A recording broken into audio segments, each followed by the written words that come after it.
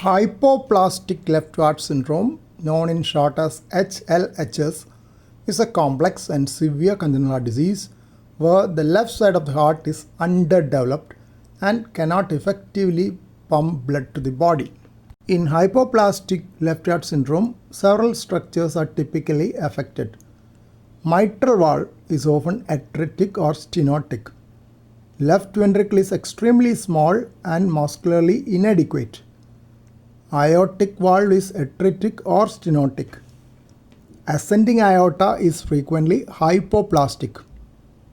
Because the left ventricle is non-functional, the heart relies on two temporary shunts present at birth, the patent ductus arteriosus and the atrial septal defect. These allow the right ventricle to pump blood to both the lungs and the rest of the body. Infants often appear healthy at birth while the PDA remains open.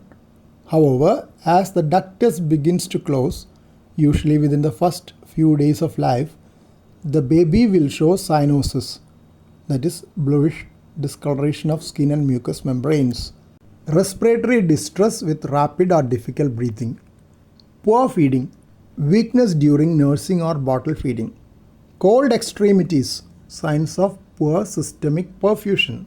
Hypoplastic left heart syndrome is not curable in the traditional sense, but it is managed through a series of three-staged reconstructive surgeries designed to make the right ventricle the main pumping chamber of the body. Stage 1, Norwood procedure, done in the first week of life, create a new aorta using the pulmonary artery and then establish a stable blood source for the lung like a BT shunt or Sano shunt from RV to PA. Stage 2 is Glenn procedure, typically bidirectional Glenn, done at 4 to 6 months. Connect the superior vena cava to the pulmonary artery, reducing the workload on the right ventricle.